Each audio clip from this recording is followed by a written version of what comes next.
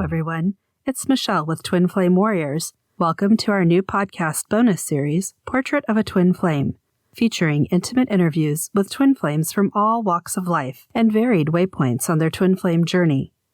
Each Portrait of a Twin Flame episode features someone Justin and I have gotten to know who's willing to step forth and share their truth with our audience. We focus on a select few topics in each interview, staying relevant to spiritual awakening and twin flame journeys in order to capture a snapshot of where this flame is at on their path. As always, we aim to find relatable moments for all to share in. We never want anyone to feel alone on this sometimes scary and always surprising journey. We believe in the healing power of sharing our story. We're happy to help give voice to more twin flame stories. No two journeys look alike, and all are welcome here.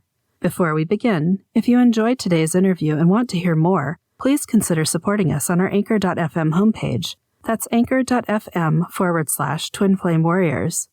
I'm pleased to introduce our very first portrait subject, Kellie. Kellie and I met through the Quora website about 6 months ago. We've carried on a continuous conversation about our journeys, sharing healing breakthroughs and using each other as a sounding board to sort through the meaning of information downloads we receive. Kellie is in separation on her twin flame journey, but recently her twin flame reached out from across the ocean, where he's been running for quite some time. Just wanted to invite her here today because I think she's got a great, unique perspective on twin flame journeys, and I really like her approach. She's very scientific and rational, tries to really bring things into a 3D perspective on this crazy sort of spiritual 5D journey. So, Kellie, welcome to the Twin Flame Portraits podcast. Thank you. Thank you. I'm happy to be here. Yeah, I do tend to have a different perspective on this and try to approach it with somewhat of a scientific view to help people understand it a little bit better. It is hard sometimes to explain these spiritual experiences in a 3D type manner because it's something that goes beyond the ego. In order to explain it to people with the ego, you have to tap into how the ego thinks. And that's a difficult thing to do, I think. So I do try to do that. Kellie, why don't you explain a little bit about where you're at on your journey with your twin? I met him 6 years ago. I actually met him online. Didn't know a thing about twin flame. Had no idea what twin flames were. And I think if someone would have told me about that, I would have thought they were crazy. It was the last thing on my mind. So when I talked to him the first time, it was through a video chat. And it was the oddest thing. When I saw his face for the first time, I kind of gasped. And my mouth kind of opened, and I even covered my mouth like you're kind of in awe. And I'm like, why do I feel like I just met somebody that I haven't seen in a long time, and I don't even know this person? And he did the same. He just kind of opened his mouth too, like, oh my God, and it was kind of a weird thing and kind of brushed it off. And I didn't know who he was or anything like that. It was just kind of a strange thing. And I also noticed that I would get very nervous just before talking to him. And then when I would see his face and hear his voice, all of that went away. And I would be completely calm, like I just felt like I was at home. And that never happens with me. Never. And Isn't that an amazing thing, that feeling of home? It is just safety. Yeah. And I would just if I were a cartoon character, I'd have a question mark over my head all day. Just like, what is that? But I still didn't realize who he was or anything at that moment. I just knew there was something very, very different about him that was it was a good thing, but it was a strange thing because it was so unfamiliar to me. So when did you get curious enough to go looking to try and unravel this mystery? That didn't happen until about 3 or 4 months later. And we had a very intimate, very heart-to-heart type conversation. And it was just one of those where we would call it now we were connecting. But at the time, I didn't know what that meant to connect with your twin flame. And it was just one of those moments where you were really open and vulnerable with each other. After that, I immediately had my first Kundalini experience. I thought, what the heck is this? What is going on? I thought, this is odd, and this has something to do with him, and I don't know why. Right after that Kundalini experience was when I started Googling, and I think it was something like, I just met a guy I'm having weird chakra things. Yeah. What is it? What are the symptoms? What the heck's going on? Well, let's pause on that for a second. I hate to interrupt, but the symptoms, why don't you talk to us about what that felt like, that moment that drove you to look up what was going on? I started feeling movement and an energy in my root chakra. That was the beginning, but I just wanted to backtrack a little.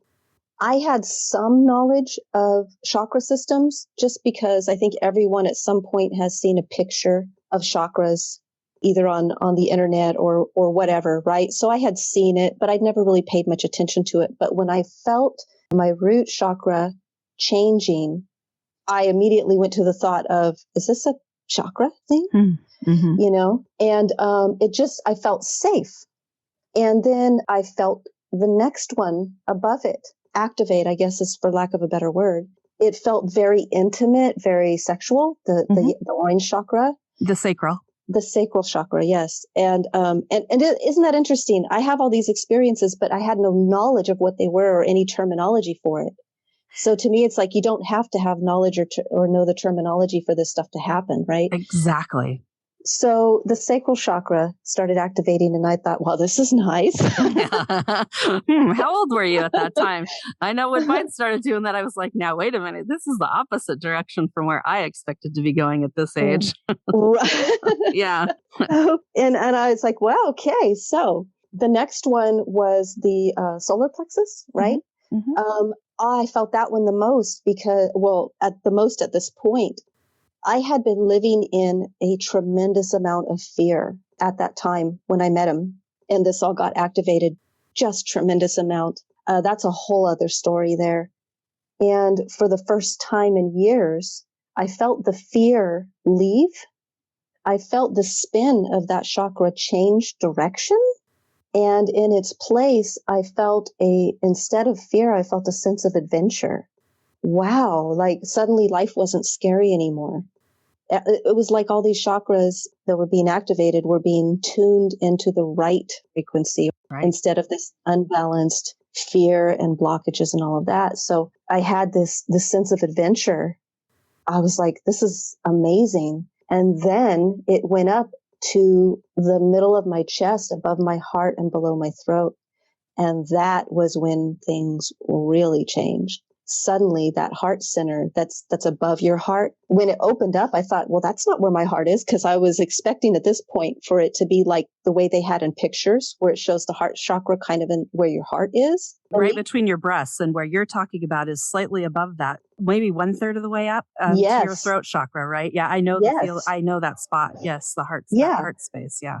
That right there. And I thought, well, those pictures had it wrong. They're lying. It's up here, and it just, oh my God, it got so big. It got so big and it enveloped me so much that I was in this immense, blissful love state, for lack of a better word, for a good 6 months. Nothing got me down. It kind of stopped there. I felt it a little bit in my throat chakra, but not all the way. It never, as far as I can tell, went up to the higher chakras. And so it stayed there. And that's when all the bizarre stuff started really happening. I started getting more in tune with my intuition.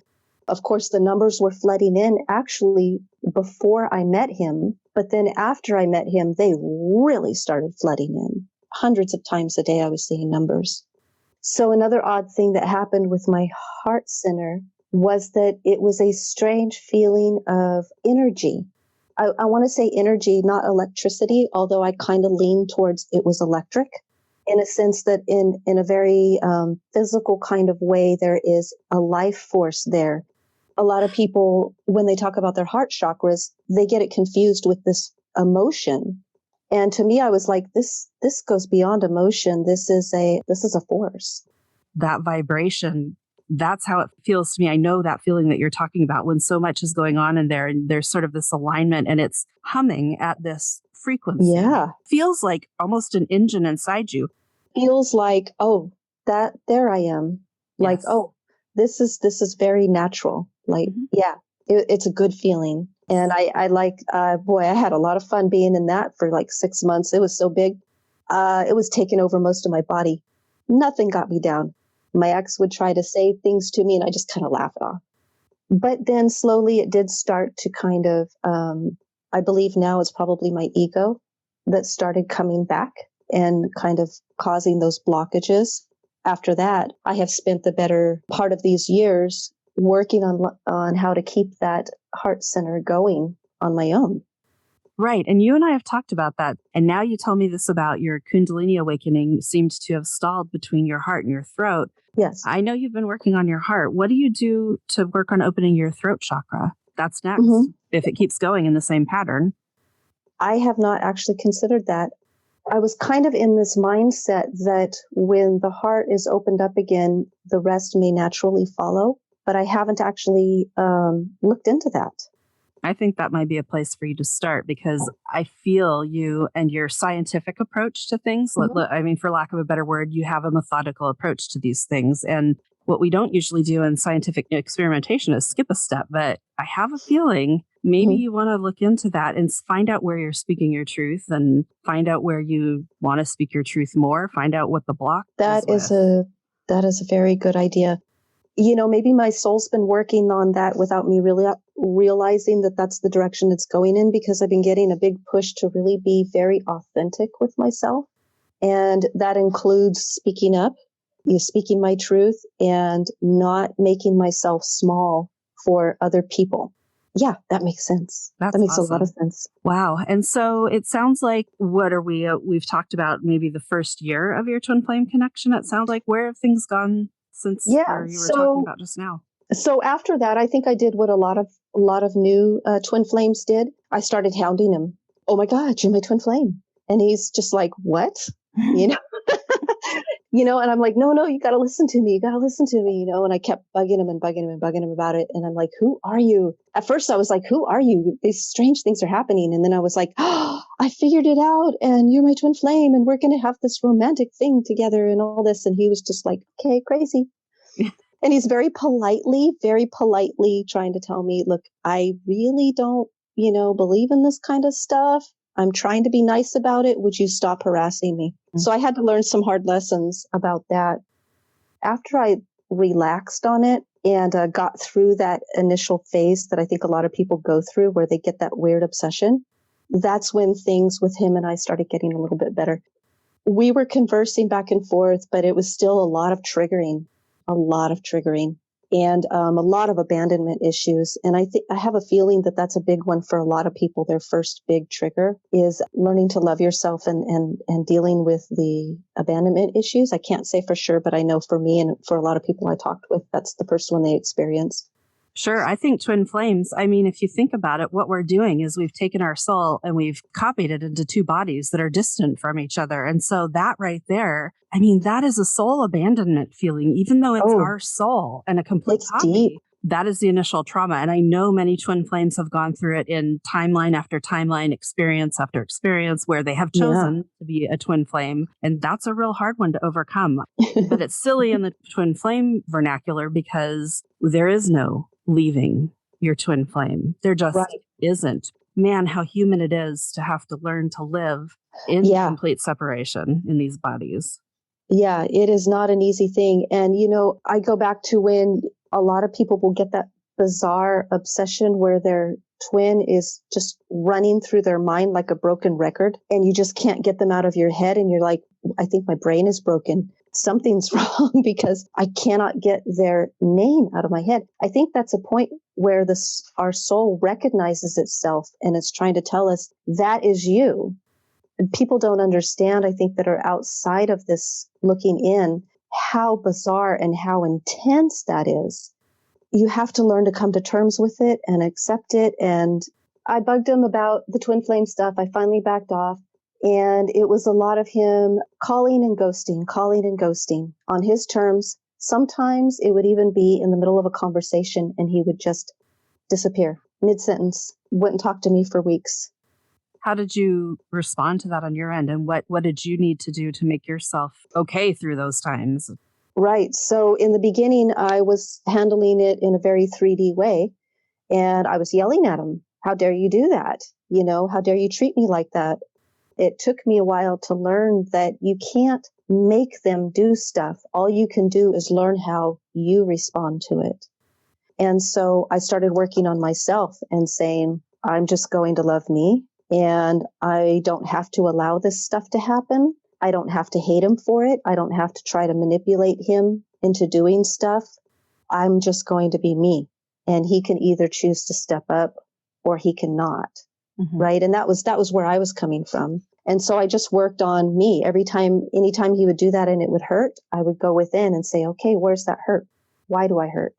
What pain is this? How can I get through it? And I would just sit and meditate through that and really think about it and get through those trying times. So I reached a point where I was pretty calm and pretty comfortable with everything. And I was starting to accept everything the way that it is, which I think is important. And how many years was that? I would say 2, maybe 3 years. Okay. So you were working on yourself. It took me a while. Before you reached this state of calm and acceptance. Let's not say surrender. I have a big problem. Surrender. I have a big problem with the term surrender. For me, there's negative connotations with it, yet I accept that it's something that the community uses to talk about the same thing. So, but I think really with you, there's grace in this acceptance that you were pursuing and you found, but you're saying, I want to emphasize this for anybody who's listening and wondering how many weeks it's going to be. We're not talking weeks. We're talking probably for most people years. Yeah. We've taken years to get where we are. It's only natural that it's going to take some percentage of that same amount of time to get back. Absolutely. And that's a hard one for a lot of people to hear because they're still in that phase where they're just very desperate to have their twin flame with them. And just the thought of it taking that long could be so devastating. Yeah. But the truth is, sometimes it does take that long. It did for me. Some people can do it faster. Some people it will take even longer. Right. For us, it was 18 months of me doing that. Once I knew for sure the first time I looked up the term twin flame, that's what Justin and I were. But I had that fear trigger of, oh my gosh, if I say this to him, he's going to think I'm crazy. I think I'm crazy. Right. So he's definitely going to think I'm crazy and run away. And I'm not going to divorce my husband. And I'm not going to be in a long-term relationship, like traditional relationship with this person. Why would I say something like that? And I held it in. And in lieu of being able to talk to him about it, I started turning to all these different healing modalities. I tried singing bowls and tuning forks and meditation and all kinds of wonderful things. And I went, and not only did I experience in their healing, but for many of them, I went and tried to learn how to use them so I could apply them to myself. And then, of course, I didn't realize it, but it was sort of my nascent healer training where I was learning tools of my trade that I would be able to help other twin flames and people on spiritual awakening journeys with. It was 18 months of that until all of a sudden other things happened that told me, okay, it's time to have that twin flame talk with him, right? It was a long time. That's really hard for people who are newer to the journey to hear. Oh yeah. I wouldn't have been able to hear it at the time. In fact, I used to listen to, I think all of us go through that phase where we go to a lot of YouTube videos to try to figure this out, and they can be very, very helpful. Of course, there's a lot of people out there that are not, and I think the universe will lead you to where you need to be. And I remember watching Mel from Gold Ray Twin Flames. He would always say, you don't need your twin flame. You got to let them go. And I'd be like, how dare he? So mad at him. Like, I can't believe how could you say that? And I get so mad at him, so angry. And all he did was just a mere suggestion. And he was right that you need to you got to stop with that needy energy and just kind of focus on you. But at the time, I just couldn't handle hearing it. So if someone had told me at the time, oh, it could take years, I'd be like, nah, I'm not listening. So you get to this place of peace and acceptance, and what happens next? I was in that place of peace. I thought I was doing pretty good. I was feeling a little bit smug, actually. When he suddenly called me and said, by the way, I moved back to my country and I'm getting married. Out of the blue. Out of the blue. And you'd been in regular contact. He ghosted for about a month. And I thought, okay, this is all right. This is what twins do. They trigger you. I'm good. I got it under control. I can handle this. And then he calls and tells me that.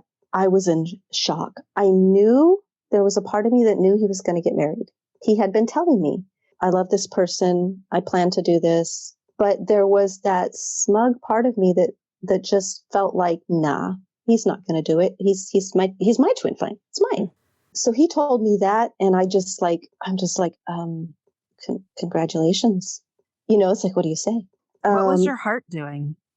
Okay, so at that point, I was in complete shock. I don't remember feeling anything, but after I got off the phone with him, there was this split second where I just accepted the truth, which was he got married and he is on the other side of the planet from you, and you have to accept it. And for the first time since I had met him, I accepted it for just a second, and that's all it needed. Wow. That moment that I accepted it, I immediately went into a samadhi state. I was just in complete bliss. My heart center opened wide open. I could feel my heart center as a part of me, but not in the physical realm. It's almost like I could feel my body in layers, and I felt my soul, and then I felt my physical body, the two of them together, but separate, if that makes any sense. Yes, it does. And then suddenly it was almost as if I was looking at the world from behind my eyes. And I just knew everything is perfect exactly the way that it is. Everything is okay. It wouldn't matter if I was homeless on the street or if I was, no matter what kind of tragedy or good thing, no matter what was going on, everything was perfect just as it was. And I sat there in that state for almost 3 days. And it was just like, oh, this is acceptance. I was also in a present moment where my ego was just not there, not in play at all. And I was like, this is it. This is what I've been being led to. This is what it's about. The perfect state of being. And then after about 2.5, 3 days, it started fading. And I was like, no, Right, I wanted to go away. But then again, that's ego trying to chase it. But since then, I've learned to find those moments where I can reach that a little bit and bring it back up. And I know I'm being led to go back there. So how do you cultivate it? What are the things you do to cultivate it? For me, I breathe. I focus on my breath. Pranic breathing. I breathe in and I feel it filling up my heart space. And I can feel the energy. And I just try to breathe that energy like fanning a flame. Like blowing on an ember to get the fire started again. And I will do that. And I notice that when I do that in combination with present moment, then it comes up a lot more. And just try to stay in that space. And then from there, once I get it going, I practice staying in that state while being active in the world. So staying in that state while washing the dishes, staying in that state while walking, and so on, just getting used to bringing it here with me in everyday life. And getting used to how it feels to wear no ego mask, because that's really what it is naked freedom with no shame or anything. It's like you're just it's beautiful here. It's interesting how far I've come after meeting him. I have these moments where I'm in that place, but when I'm not all the way up there, I'm still moving towards it. I feel my ego dropping more and more as I continue. I can see other people acting in their egos more now that I am out of mine. It gives me a sense of compassion for other people because when they act out, I go, oh, okay, that's just ego. Yeah, it's just a program. It's okay. And so I don't feel as offended. But I do have some difficulty sometimes with other people because I'm more out of my ego than most people. So I tend to say or do things that are not offensive to me because I forget that people are still in their egos and they're very sensitive to things. Their programs are still running. They haven't learned the interrupt feature that we've learned where we've then dropped that program off. And, that's when, like you said, our empathy and sympathy for them rises. Yeah. Sometimes people get offended by me because I forget to placate the ego. Because it's always been a natural response for us when we live in ego to also be considerate of other people's egos, right? Right. And I tend to lose that. And so people don't know what to think of me sometimes. Right. Well, I notice, I speak my truth and people really, it makes them stop because sometimes I'm saying things that they themselves have wished they could say for a year, 10 years, 20 years. Right. That's definitely true. Yeah. That's a lesson we're learning. to help Yeah. other people that way, not learn to discern between that ego that they're still holding and why they're recognizing us without the ego and the way that we're saying Yes. things. Yeah. And it's interesting when they see how I respond to things, they're a little bit baffled. Like, why isn't that person hurt from that? Why haven't they responded? Because people learn to manipulate through people's egos. Sure. And when you don't respond to their learned behavior of working with people's egos to get what they want, it confuses them. They're like, why are you so happy? Jesus was the consummate professional at that. And it wasn't even practiced. It was him being love and presenting love to every situation he came up against. And think how angry that made the people who encountered him because they couldn't reach that. Yes, that same plane. especially the ones that were playing for power and trying to get him to work with them. For them. And he's like, nah. And they're like, oh, we can't control this guy. Oh my God, what are we going to do? Well, we got to get rid of him. We got to get rid of him. Who's going to do it first? Control him. Yep. These great ascended masters, you can learn so much from looking at the paths they walk. Oh, yeah. That's why they are masters. Growing up, I had a problem with Christianity. I grew up Christian. I didn't like the way that Christians behaved around me, so I had a distaste for it. Once I started having my own awakening process, I started understanding what Jesus was saying more and more. Yes. And I'm like, oh, okay, he's probably Buddhist. I am so happy to hear you say this because I too had an atypical upbringing vis-a-vis religion, right? It wasn't allowed to be spoken about in my house. And I grew up in a predominantly Mormon community. And so a lot of what I learned about God was through my Mormon friends in primary school talking about their belief system and me sitting there going, oh, I don't even know what God is. Who's this person? Who's this person sitting in the clouds looking at me?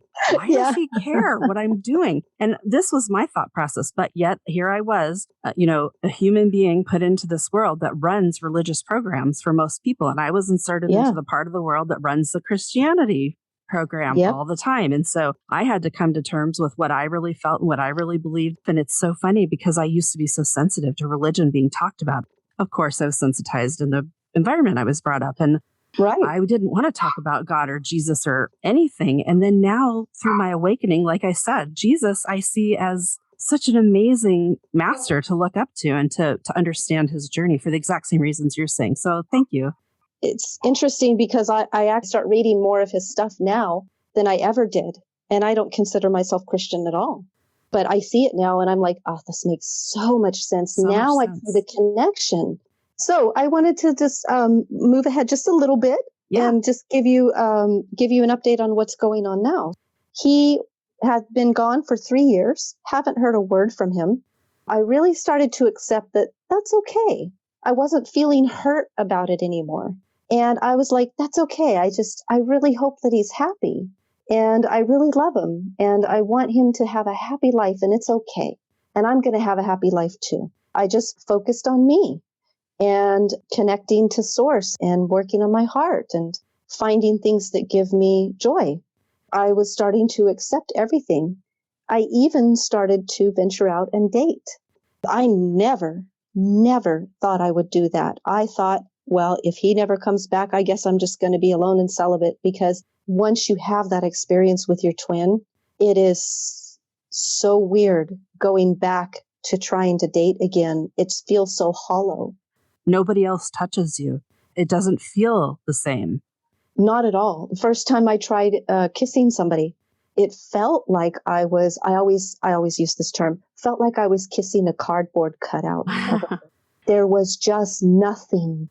Yeah, and I don't mean just no emotion. I mean, it felt like there was no human there. And I was like, what is this? I tried to kiss another guy. I was like, I got to try these guys out. Something's wrong with me or them, and I don't know which one it is. Maybe it's you and not me. So I'm going to kiss another guy. And I kiss another guy and I go, nope. Same thing. The change this is is in freaking you. Weird. Yeah. And I thought, oh God, what am I going to do? I actually went celibate for a good 3 years. I was just like, that's the way it's going to be. All right. So venturing out and dating was a new thing for me after that. And I thought, well, you know what? I'm just going to accept that it just isn't going to be that kind of connection with somebody else. And I have to accept that and move on. Maybe I can find a good friend. I met somebody that was really sweet. We had a lot of laughs and nothing serious, but just having fun. And then, bam, out of the blue, he contacts me. And I'm like, what? He You must kidding have me? sensed that energy. I guess so. And I was like, where the heck have you been? I was like, what? I said, I can't believe you contacted me. This is insane. Wow. So started talking, and he was a little bit different. He was a little bit different, but still asleep. And so I had to accept that. And I was like, well, I come a long way. So I did. Every time, I didn't try to push the twin flame issue at all. I didn't even bring it up. I'm just like, it's great to hear from you. I really enjoy your company. Feel free to say hello anytime if you don't want to. Hey, no hard feelings. I'm here if you want to say hello. And just kind of left it at that. No pressure. Actually, I want to back up just a little bit on that. There was something I did do. I said, okay, if you're going to contact me and say hello, you got to stay or be done. And I said, and it's not a manipulative thing. It's not trying to control you. But for my own sanity, because I've worked very hard at where I'm at, you've got to make a decision to either come and say hello and no more ghosting stuff, or let's call it the end, and I'll wish you the best life and a happy life, and I love you, and you go your way. He said, yeah, I want to stay in contact. How did you feel? Oh, it was great. I was like, this is great. But there was a part of me that said, now don't get too excited. And maybe that's me still having blockages because we're not in union. And so I think there is a part of me that still kind of got a little bit of walls up, like, oh, I don't want to feel that hurt again. So I'm learning very slowly how to put my walls down and just be okay and accept it. We kind of negotiated a little bit, which is funny because I always say you can't negotiate with your twin. And honestly, I don't think you can. We talked and we were like, okay, how about, at least say hello once a week? And we're like, that's cool. Well, he's actually been contacting me every single day, and we have conversations sometimes for hours. He's opening up about his life, a lot of things that he never opened up about before. There's been a lot of wonderful, wonderful conversations. I make it a habit to, when I'm offline or when I'm not talking to him anymore, to always set time aside to just kind of center myself in my heart space and just get myself back to accepting whatever it is. I love him regardless. You talked about not being able to negotiate with your twin flame. I think that's true. All that you can do when you're in separation with your twin flame before you come to union is to really get adept at identifying and placing the boundaries that you need in order to coexist peacefully as twin flames in this connection. The vulnerability is hard to stay in all the time.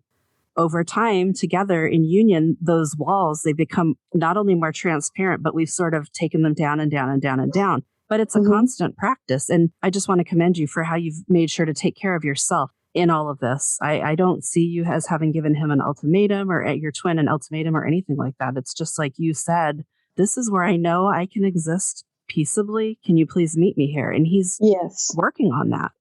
Yeah, he's been wonderful. The triggers still come, but that's okay. I'm doing my best to enjoy every step of this rather than wanting more, expecting more, just enjoying it for what it is and really loving this moment, because there's always something new to learn from it and grow from it. And I think that's just important for me. I value him being here and triggering me. And I know a lot of people complain about that, but those triggers, they're little bits of gold, because when you get through them, you get to a deeper state of love. Right, exactly. And so when a trigger comes, as painful as it is, there's still a part of me that gets a little bit excited, like, okay, here we go. We get to work through this. And then we get to kind of level up. Right. Well, and for me, an added incentive has always been, oh, here's a trigger. This hurts. Wow. If I can work through this trigger, I never have to feel this pain again. And I don't know, for me, because my pain body has been so big in this life, that's a big motivator, right? Is to minimize any kind of spiritual pain, because I have to make room for physical pain. Oh, and triggers. Oh my God. It does do more than spiritual pain. It affects my body. 3 days ago, I was triggered so bad. I was like, I feel sick. I feel like I'm going to throw up. It was an emotional trigger and it was a physical trigger. I felt the clothes off between him and I. You know, usually when he will contact me, I'll feel my heart center light up right away. It just gets that glow, and I can even feel it when I know he's getting ready to talk to me or thinking of me. But suddenly that trigger happened and bam, block, nothing. I felt nothing. It's so much to the point where I was even starting to doubt that he was my twin. And I thought, this is ridiculous that I'm even doubting this because of all this stuff that's happened. It's weird how even after knowing everything that I know and having twin flame friends that I've talked to about this for years, there's still doubt. And I was like, what is this? Do you consider yourself the feminine polarity twin? I am. Yeah, I do. You are the feminine polarity twin. Okay. You are the third feminine polarity twin that I have had conversations with in the last week that has gone through this dark night of the soul kind of feeling about their twin flame relationship. Like, wait a minute. Is this Is this really, maybe this person is just a soulmate. I'm not sure what happened in the energy of the world. The Schumann resonance was up, I know, and I haven't checked my astrology lately, but I know there's something that's created in the twin flame verse. This doubt coming up for the feminine polarity twins. Some kind of energy then, because I do know that ever since I started going through this path, I'm very sensitive to that, and it seems like we all sort of show the same sensitivities to things. I used to feel solar flares before they would hit the earth. I had a website that would track them because I was like, I really think these are solar flares. It wouldn't show the solar flare till 2 days later. I'd always feel it about 3 days before. And so I learned that the sun would actually have a flare and it takes 3 days to reach the planet. I felt it before it would even reach the planet. I used to have fun watching that because I could feel them and go, oh, solar flare's coming in 3 days. You know? Such a neat superpower to have. It was fun. And then other twins are very sensitive to the moon. And the Schumann resonance, there's something about that really tweaks us. I'll either have a dark night of the soul during one, or I'll feel my heart center go way up when there's a Schumann resonance going on. Like go up, move physically in your body, or open, or just what? Get stronger, brighter. Okay. And I think it depends on what type of energy is coming up and what people are working through. Sometimes people will go through a dark night, say like, for example, the doubt. Had I already worked through my doubt, chances are during that time, I would have just had a fuller heart center rather than feeling the dark night of the soul, I think. It's just a guess. That's an interesting theory. That would be awesome to be able to like track that over time when it happens and figure it out. That's what I do with all this stuff, like the angel numbers, the way that I figured out, because I'd read people's definitions online when I'd see one and I'd be like, I don't know, that doesn't quite sound like the situation I was in. And so I just did my own little assay over time, and that's how I figured out what they meant. So I love that kind of stuff, like gathering scientific data. Yeah. And for me, the angel numbers were the same at first when they started flooding in. I think I looked up the same website that everybody else did. There's like the one that everyone goes through. And after a while, I'm like, no, that's not what it means. Right. I started realizing that I think the numbers are personal for us. Absolutely. They're going to mean something special to us that's different from someone else. And to me, it's more that the numbers are an attention getter rather than the meaning itself, and you learn the meaning. So there was one time when I basically put it out into the universe. Okay, I'm seeing 222s. From now on, I want those 222s to mean that the universe loves me, that you're being loved, as a reminder that you're on the right track and you have love. And anytime I saw it, I would actually just kind of think in my head, I love you too. That was my number. So anytime I saw it, I knew that that's what it meant. It's a weird thing to me. I noticed that when you wake up and your eyes start to open, the universe sees it. It gets its attention and it says, oh, you're awake. Let's play. Right. It looks back in your eyes and it says, it does. I that see whole you stare into the abyss and the abyss stares back. Yes, absolutely. And I always heard those kind of grandiose phrases growing up. And I was always like, that's a weird phrase. Right. Now it does. That's now what you happens. Get it. Yeah. And I'm starting to pick up on that too. And it's a very interesting, it's a very fun thing. I think, you hear a lot of people complaining about their twins all the time and the process and the path and, oh my God, I wish this never happened. And they're missing the whole point. It's to have fun. It's to be in love. It's to be love. And all of that mess that they're experiencing is just the dust getting kicked up to be pushed out of the way so that you can be in this beautiful environment. If they could just see that. Conversations have been very good.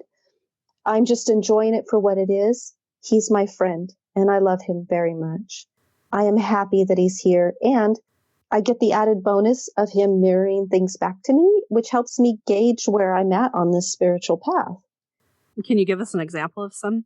So for me right now, I think it's still in the area that needs to be worked on for me would be attachment issues, daddy issues, abandonment issues, that kind of stuff. My father, the abandonment from that is just incredible. He always put other women before me, and he always promised to come see me and never did. So as a little girl growing up, I think I went through life looking men, right? That's pretty typical. So when my twin comes and he's talking and we're having a great conversation and we're really connecting, if I start feeling that neediness come up, I don't know what else to call it. It's an unhealthy type of attachment start to rise up. Boom, he disappears. He's like, I gotta go. See you later. Bye. And he won't even say anything bad, but it'll be a slight pause or a certain word that just triggers it. And then he mirrors it at you, right? By turning and walking away because he feels it from you. Is that what's happening?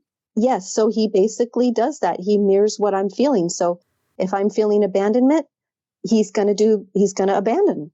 And so I'm like, I recognize this now. Okay. I've come prepared. I have tools. I've been studying this, and I'll go and I'll just sit and I'll go, okay, let's work on this. Let's meditate into this. Let's go in your heart center, learn to let go, learn to accept it. Even if it's mantras like, I love you, even if you don't love me. I love you, even if you leave. I love me. And just kind of going in that heart center, whatever it takes. Sometimes it's not even a mental thing for me. Like I can't talk myself out of it. It's a feeling that I have to go into. And when I go there, suddenly he's back up. Hey, what you doing? Want to talk? And he's right back there. And I'm like, okay, now we're back. So you keep getting your confirmations that as you clear and reestablish healthy boundaries with the abandonment fears and all that kind of stuff, you're actually seeing him mirror that part back at you too by returning closer to the fence that you put up. So many people complain that their twin mirrors the bad stuff, but they forget they mirror the good stuff too. So that when you're in love, they bring that back to you. You want to rise up in that. So it's a beautiful, beautiful thing. I wouldn't trade it for the world. Is there anything else that we haven't touched on that you felt compelled to add, or did we not finish up? No, I think for any listeners out there that are having trouble, that are really struggling, you just got to remember that have fun. Just have fun. Learn to let go of that pain. You don't have to have it. You don't have to. The only one holding on to it is you. Let it go, and you're going to have a wonderful time. That is awesome advice, Kellie. Thank you. We're going to end the podcast on that comment. Thank you. I appreciate you so much. I am so happy that our paths have crossed and that we're going along this journey a little bit together. Oh, it's been wonderful. I'm so happy we met. Me too. Take care. Thank you. You too. Thank you for listening. If you'd like to learn more about Justin's and my twin flame journey, please consider picking up our novella series. It's available on Amazon, Kindle, Audible, and Apple audiobooks today. It's called Souls on Fire, Memoirs of a Twin Flame True Love Journey. Look for parts 1 and 2. If you'd like to share your story of twin flame connection, please reach out to us at podcast@twinflamewarriors.com. Maybe we'll share your story in an upcoming episode. Thanks, and we'll talk to you next time.